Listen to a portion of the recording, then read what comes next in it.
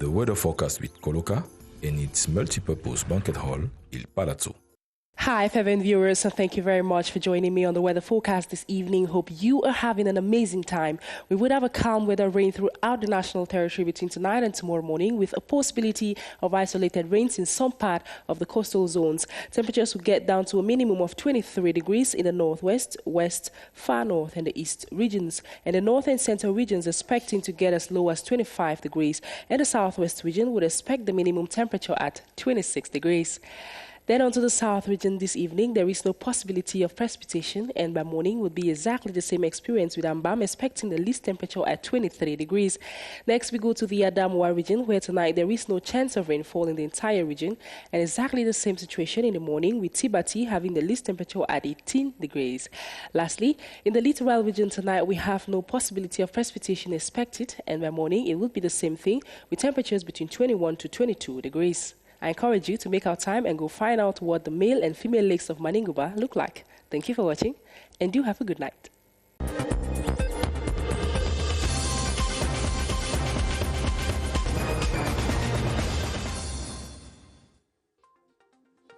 Cameroon's Constitutional Council has made public the results of the February 9 legislative election.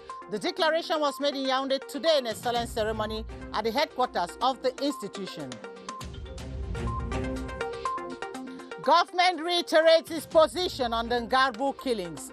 Communication Minister was speaking yesterday during a press conference. Details shortly.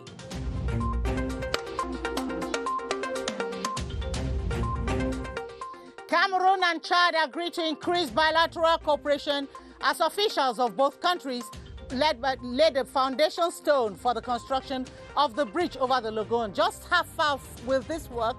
Find out in this newscast. Good evening. Thanks for joining us on the 7:30 News. I'm Gladys Tata. The Constitutional Council has proclaimed the results of last February 9 legislative elections that took place across the country. Presiding over today's ceremony at the Yaoundé Conference Center, the president of the legal structure, Clément Atangana, read out the names of the 167 elected members of parliament. Highlights of the ceremony with Quinta Rita Edang. The solemn ceremony to proclaim the results of the last February 9 legislative election witnessed the presence of the Prime Minister, Head of Government, Joseph Dion Gute, top government officials, members of the diplomatic corps, as well as representatives of some political parties.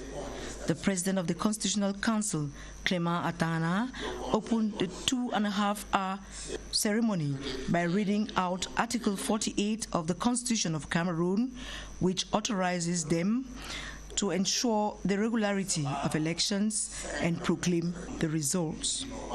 Describing the parliamentary election as free, transparent, and credible, given that the exercise unfolded in serenity and respect of the legislation in force, the Constitutional Council boss, however, regretted the rather low turnout of voters.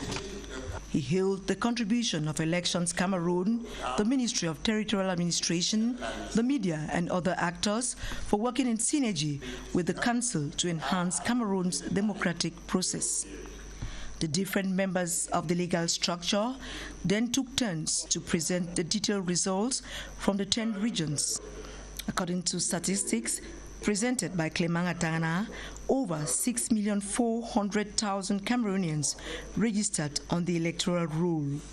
2,900,000 effectively voted, with 79,000 void ballot papers registered and close to 3,500,000 absent, giving a 45.98% participation rate.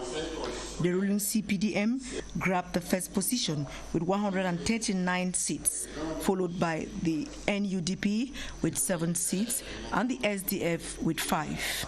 A new name in the House is the PCRN of Karalibi with 5 seats, the CDU 4, the FSNC of Isachiruma Bakari 3, the MDR 2, while UMS will also have 2 representatives in Parliament. A total of 167 parliamentarians for now, while waiting for the rerun to get the names of the remaining 13 members of Parliament. The Minister of Communication, Rene Emmanuel Sadi, has debunked claims of the Human Rights Watch that Cameroon's defense and security forces are to blame for the killings in NGARBUH, based on a report published on February 25, 2020. He was speaking during a press briefing Thursday in Yaoundé, where he equally revealed the government has proof that the author of the biased report accusing the National Defense and Security Forces has been colluding with one of the separatist fighters. Details with Yoti Kale Lisonge. As far as government is concerned, the non-governmental organization Human Rights Watch needs to get her facts straight on the mastermind of the massacre of civilians on February 14 in NGARBUH, Ndonga-Mantung division of the Northwest region. Human Rights Watch has no material evidence to support its assertions. In view of the vacuity of the data presented to the opinion, based on elements that are not grounded on any serious investigation. Top officials of the military refer to the allegations as a possible false flagging, like in this video where separatist fighters are dressed like the military. The government of Cameroon also has a clue that the author of the article on Human Rights Watch has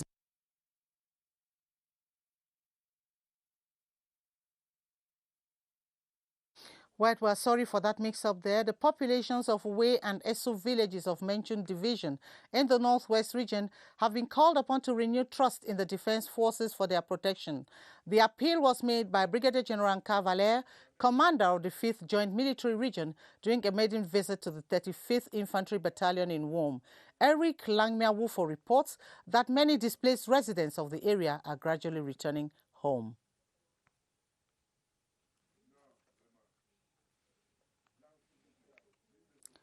Well, we shall be coming back to that report. Yeah, we have indication that Bamenda is online with the report from Wom in Menchum division of the Northwest region of Cameroon. Security for your... He has been talking to people of Way and Eso villages on the need to renew their trust in the defense forces. Amber. That amber thing no get future. The people who have been fleeing violent confrontations are gradually returning to their homes. At first, we were afraid of the soldiers. Asked us to come and stay with them, so we are with them. Since then, as they came here, it's almost 6 to 7 months now. We have no problem with them. The commander of the 5th Joint Military Region also drove to the Eso-Furawa stretch, where he supervised rehabilitation works on the road that is said to have been abandoned for over 20 years. We have the bridge on the Katina River, and then we have 17 kilometers from Katina to Furawa. So, you know, we do our best to convince the Minister of Defense and the CDS to give the means so that the road, you know, is open. When he drove back to home, he shared a common meal with the soldiers of the 53rd Infantry Battalion in an effort to boost their morale as they fight to defend the territorial integrity of Cameroon. Well, let's come back to this report where the Minister of Communication, Rene Emmanuel Sadi, has debunked claims of the Human Rights Watch that Cameroon's defense and security forces are to blame for the killings in NGARBUH, based on a report published on February 25, 2020. He was speaking during a press briefing Thursday in Yaoundé, where he equally revealed that the government has proof that the author of the biased report accusing the National Defense and Security Forces has been colluding with one of the separatist fighters. Once more, Yoti Kaleli Songe with this report. As far as government is concerned, the non-governmental organization Human Rights Watch needs to get her facts straight on the mastermind of the massacre of civilians on February 14 in NGARBUH, Ndonga-Mantung division of the Northwest region. Human Rights Watch has no material evidence to support its assertions.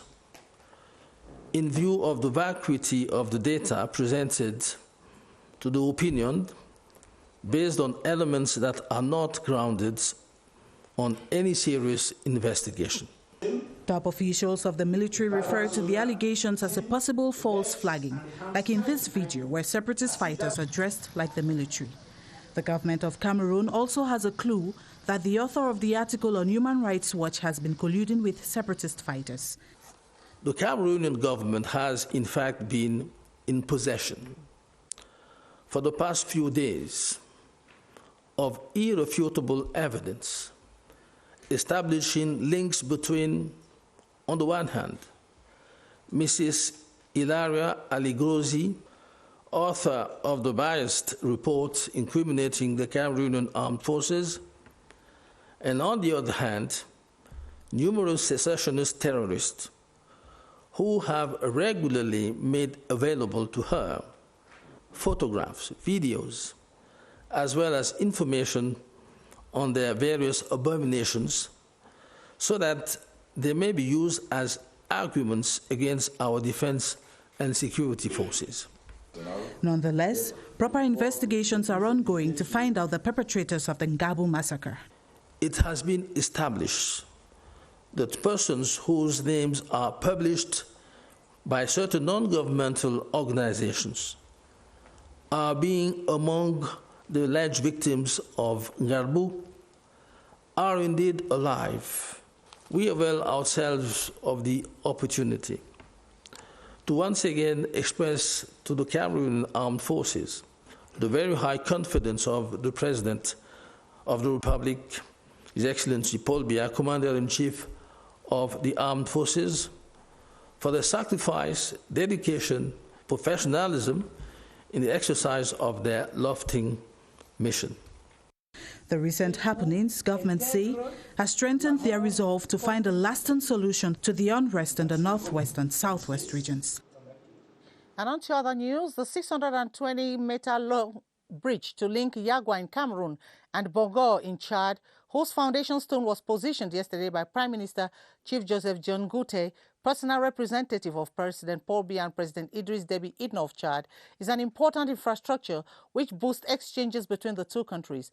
But the project is not limited to the bridge alone. It contains several other aspects, which include the provision of social amenities to ease the lives of the population and foster cooperation between N'Djamena and Yaoundé. In the following report, Christian Che-Atam zooms in on the other components of the project. The main objective of the Yagwa-Bongo Bridge is to ease circulation and foster economic exchanges between Cameroon and Chad. But a social component has been incorporated into the project, which makes provision for several amenities to ease the lives of the populations living on both sides of the Logone River. The construction of wells in schools and public places in Yagwa and Bongo, the construction of a 6.8-kilometer road linking Yagwa to the bridge, and a similar road of 7.5 kilometers on the Chadian side. But there are also projects to promote livestock breeding and rice cultivation. To the Chadian President Idriss Deby Itno, the project is a perfect example of integration which other countries in the sub-region should copy. Je voudrais vraiment saluer au nom du peuple tchadien, à façon volontariste. I salute the enthusiasm with which President Paul Biya embraces common project with the Republic of Chad. Thanks to him, we can put our fuel on the world market, and today he offers us an opportunity to import and export through the town of Yagwa. After the 36 months which the first phase of the Yagwa-Bongo Bridge project is scheduled to run, inhabitants on both sides of the Logone River are hoping that other phases of the project will be engaged to help boost the quality of life of the people living on the two banks of the River Logone. At the beginning of the second semester of the year 2020, CEMAC member countries will benefit from the roaming services of mobile electronic communication networks.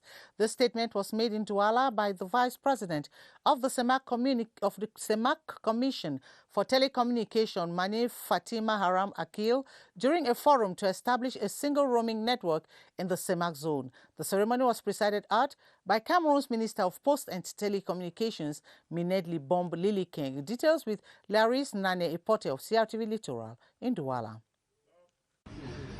The ordinary man should understand that when you travel from one country to another, say from Cameroon to Chad or Equatorial Guinea, there is a change of telecommunication location and perhaps services providers. This usually causes increments in the cost of telecommunication, be it calls, SMS or internet services, because of this change in geographical location. But given that CEMAC is on the move to intensify sub-regional integration, there is need to harmonize these systems such that there will no more be disparities in the cost of telecommunications. These representative of telecommunication systems from the 6 CEMAC member countries at the end of this Douala workshop have established a single free roaming network in the CEMAC zone and have assessed just how far they have gone towards the harmonization of these roaming services and strategies of acceleration put in place. What we need is to interconnect people, and now for our sub-region we need all the countries to be connected. So through the free roaming we will increase the activity, because you can travel from Cameroon to any other countries of CEMAC. You are not worried about to change your SIM card. When you are traveling freely, you can also achieve good businesses. For now, the Republic of Congo and Gabon have already adopted the free roaming system, and the other 4 countries have till the second semester of this year 2020 to conform to this initiative. In the Logon Valley of the Far North region, farm roads have been linked to big markets in towns like Yagwa and Marwa, thanks to the construction of an 11-kilometer strip of earth road. This is as a result of the high-intensive labor approach project championed by the National Community Drive Development Program, PNDP, with financial support from the European Union Emergency Trust Fund through the French Development Agency. Beatrice Lotsamba reports that thanks to money earned from the projects, over 200 people set up businesses. Her report. Gabavai, a junction village around the rice fields of the Logon Valley, wakes up to a new day. A brand new strip of road crosses through the agricultural hub, linking tens of villages where large-scale farming is a mainstay. Changing stories. It was very difficult to them to cross the river and go to work in their farm. Now they can carry their rice from their farm to home and to the market. 44 kilometers shortened to 11, roughly 30 minutes away from big markets in Yagwa, Kaikai and Maga, which are outlets for their food crops. Close to 250 hired hands backed home 78 million CFA francs after the 6-month job. HIMO, the high-intensive labor use approach, has been applied here. The laborers, who are the locals, build the infrastructure themselves, earn some money, and reinvest a good sum in income-generating ventures. This is how they got their hands on something useful. I intend to be autonomous thanks to tailoring, she says. Someday, I will clothe my children and make a lot of money. And this is thanks to the initiative sponsored by the National Community Driven Development Program, the PNDP, in partnership with the European Union Emergency Trust Fund through the French Development Agency. Many more young people have set up livestock and farming businesses thanks to earnings and are their own bosses, free from the urge to take the easy way out in a region where Boko Haram terrorists tend to recruit hundreds of young people. The Minister of Finance received in audience today a delegation from BISEC led by its board chair, Jean-Baptiste Bokam. The BISEC delegation came for an exchange with the Monetary Authority on the new strategies of BISEC, which will include small and medium-sized enterprises since the advent of the Moroccan Central Bank as majority stakeholders of BISEC. Let's now listen to the Deputy General Manager of the Moroccan Central Bank, Fahed Mekour, who throws more light on the new strategies. He was interviewed by Gerard Nanji. As I said, we're building a strategic plan that will be presented at BISEC board within 2 months. And as you know, Cameroon State is among our shareholders and will be sitting at the board, and this board will act the fact that this strategy is at the heart of the bank. Close to 9,000 civil servants and state agents who were classified as ghost workers during the 2018 physical headcount of state employees will soon be heard by the commission in charge. The litigation hearing arising from this process has officially been launched in Yaoundé with a call for the 80 officials to be neutral, honest and discreet in the processing of the files. The Secretary General of the Ministry of Public Service and Administrative Reform, Maina Anatole, chaired the launch. Emanuela Vemioy tells us more in the following report. 766 persons, among which 5,045 civil servants and 3,721 state agents governed by the Labor Code identified as ghost workers during the 2018 physical headcount of state employees risk undergoing sanctions up to the termination of their work contract if no appropriate proof is provided. Litigations arising from the physical headcount of state personnel has gone underway in Yaoundé with some 80 officials from the Ministry of Public Service and Administrative Reform and that of Finance on the starting block. They are being trained on how to diligently handle such a delicate and demanding task. The Secretary General of the Ministry of Public Service and Administrative Reform, Maina Anatole, has told the officials concerned to be neutral, discreet, honest, and exercise a sense of responsibility in the process to fully establish who is and is not a ghost worker. Out of the over 8,000 files received, the Commission has up to 6 months to go through the process and clean up the Cameroon payroll. And back to this report, the Bororo community in the Northwest region has refuted accusations that they are involved in any killings or destruction of the property of the local inhabitants. They added that even if one Bororo person has acted individually, it cannot be generalized to engineer hatred against an entire race. They were expressing their indignation today in Yaoundé after watching horrific images against the Bororo race projected by a Yaoundé-based NGO called Social Development Observatory. Kirian Dandifon tells us more. What can now be termed as the NGARBUH saga in the Northwest region involves the Bororo race of about 89,000 people. In the Northwest region, there has been animosity, although it's something which is very trivial because of farmer-grazer conflict has been existing, but they've been managing it for long before the crisis started.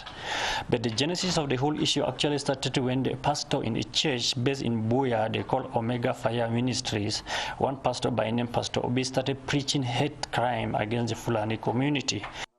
They have refuted any complacent behavior against the natives, saying individual action cannot be used against a race.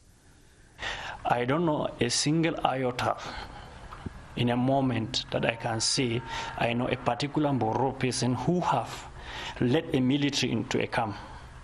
And if these separatists have any evidence, they should prove it. We don't know anything. But then one thing is very clear. Even it is true, one Boro person or two or three have led the military into a community to kill the separatists. You don't use that as a paradigm of action to justify unscrupulous individual action to terminate an entire race or a religion. They blame the instigation on the diaspora separatists. You are a separatist Cameroonian from the Northwest and Southwest. You left Cameroon and went to the United States or Europe. In just 5 years, you are asking for a citizenship in Europe and the US. The white man gives you the citizenship for all your family, and you are living, exercising your citizenship freely. But at the same time, you call on your brothers to eliminate other people that you've been living with for more than 100 years. Is that really normal? The ODS NGO projected horrific images portraying the treatment the Bororo indigents go through and call it unjust. The NGO says it protects its sources and method of gathering information. Some youths in the West region have expressed their unflinching support to the head of state, Paul Biya, and the respect for state institutions. This was during a patriotic walk across the streets of Bafoussam, a walk which ended at the esplanade of the Senior Divisional Officer's office, where they handed a motion of support, as you tell us, Ngo Henry in Bafoussam. They too have taken their turn to say no to any attempt to destabilize Cameroon. The youths of the West region through this patriotic walk across the streets of Bafoussam. They came from all the 8 divisions of the region, with some carrying the effigies of the head of state Paul Biya and others placards bearing messages like no to foreign interference to the internal affairs of the country. We are here to join ourselves to our friends living in Bafoussam to tell something to President Biya that we are behind here. The walk ended at the esplanade of the SDO's office, where they chanted patriotic songs and handed a motion of support to the head of state Paul Biya through Mifi SDO, Shaibu. We are asking to all the youth in all the territory of Cameroon to support President Paul Biya, to recognize President Paul Biya as the only man to drive this ship we are in. Cameroon, they added, is a sovereign state, and the Cameroonians respect their president and would not allow a foreign head of state to tell the world that he indirectly rules Cameroon. Rose Ngasa, former mayor of Tombel in the Kupe-Manenguba division of the Southwest region, has been re-elected. She was elected to head the municipality again for 5 years, with a call to develop the locality amidst the security challenges. Beatrice Ngum reports. Tombel Kupe-Manenguba division, the election of the people's representative at the council level held under tight security. But the outcome was successful. The incumbent mayor, Rose Ngasa, was in the race with Joseph Nkwele Esong. But the ballot box gave Rose Ngasa a win. She was re-elected with 26 voices. The voting exercise was supervised by the SDO for Tombel, Jean-Marie Chakwi, in the presence of Mbom Michael and Agnes Toube Njok of the CPDM Central Committee. Mayor Madame Ngasa Rose. Rose Ngasa will be at the helm of the Tombel Council for another 5 years and is expected to work for the development of the subdivision rich in agricultural production. And 3 councils now have men at the helm of the councils. Abdoulaye Sinele of the Cameroon National Salvation Front emerged as the mayor-elect of Marwa II, while Hamidou Sadou of the CPDM was voted mayor of the Marwa III after 2 separate council sessions chaired by the senior divisional officer for the Jamare, Ekwambarga. Henry Tato Ekambi reports from CRTV Far North in Marwa. Abdoulaye Sinali and Hamidou Sadou are the 2 new names that the highly expectant populace of Marwa II and III have to grasp. In the Marwa II Council, it is the Cameroon National Salvation Front CNSF's Abdoulaye Sinali that emerged mayor-elect of the municipality. Mr. Sinali, who was the lone candidate gunning for the post, grabbed 29 votes while 6 persons opted for blank ballots. With Mustafa Buba as his first assistant mayor, Abdoulaye Sinali says he and the rest of his team will do their best to live up to the challenge. The population has a new mayor who is a technocrat, who will always listen to the people and try to shoulder this great responsibility. In the Marwa III Council, it was Hamidou Sadou that cropped up as the mayor-elect, contrary to speculation that the first female mayor in the far north might emanate from this council. The business magnate and CPDM Central Committee member, who also had no contestant in the election, will have 4 assistants, with Babarai Amadou as the first assistant mayor. These 2 special council sessions were convened by the senior divisional officer for the Jamare, Ekwambarga, who says the sessions unfolded in calm, just like in the other municipalities in the division.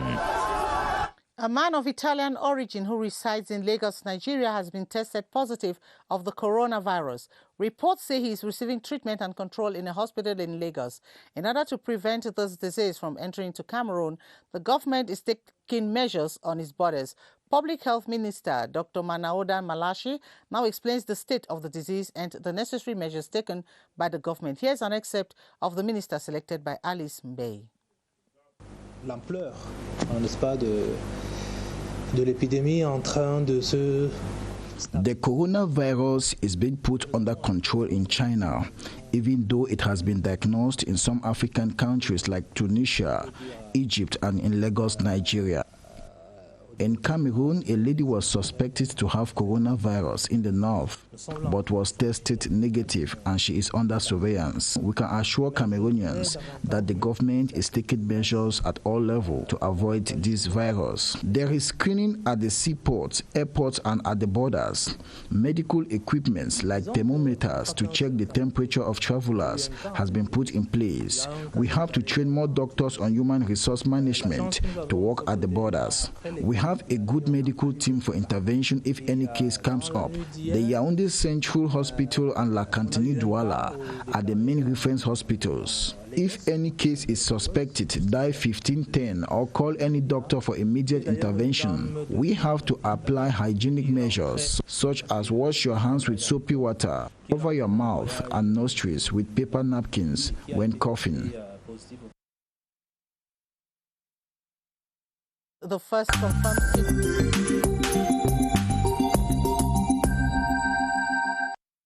Nigeria has announced the first case confirmed of the novel coronavirus in sub-Saharan Africa, and former Egyptian President Hosni Mubarak, ousted by military in 2011, passed away last Tuesday, February 25th, in hospital in Cairo at the age of 91. Let's have our world news update with Karin Toussam.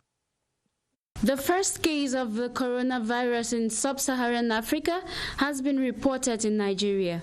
The patient is an Italian citizen who works in Nigeria and flew into the commercial capital Lagos from Milan on February 25. The World Health Organization says the fight against the coronavirus is at a decisive point and that it would be fatal for any country to assume it will not get a case.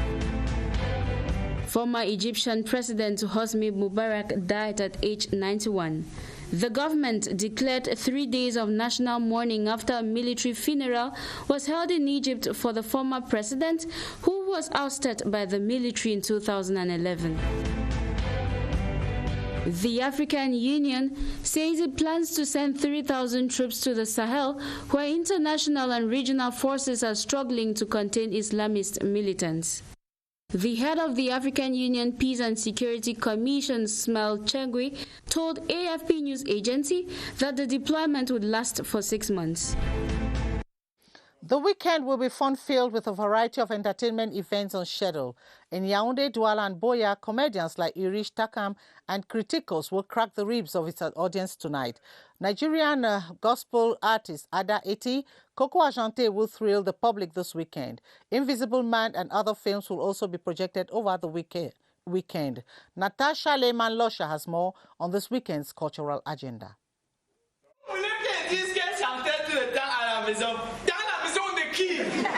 If you want to laugh out loud this weekend, then make it a date with comedians like Urish Takam, Mustiklo Charismatic, and many others on their mission to crack their ribs. The comedy show tonight takes place at Camtel Club Epande in Douala.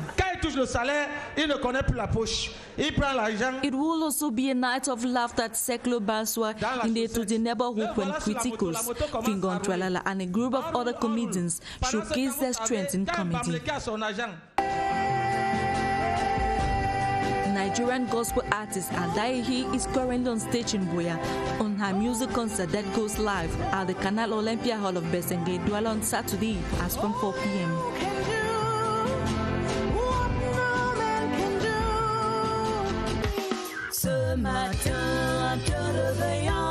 Red carpet to be Kupsi diva Coco Ajante, who will be performing at the Camtel Club Epande in Douala this Saturday. She will equally share the stage with artists such as DJ Gerald Ben and El Mao as from 7 p.m. He said that wherever in cinema, Invisible Man will be screened tonight at the Canal Olympia Hall of Yaoundé. We close up the weekend's cultural agenda with Sam Sam to be projected at the Canal Olympia Hall of Douala this Saturday. Have a blessed weekend. And in sports, the logo for the 22nd edition of the National School Games, dubbed FENASCO, has been presented to the public.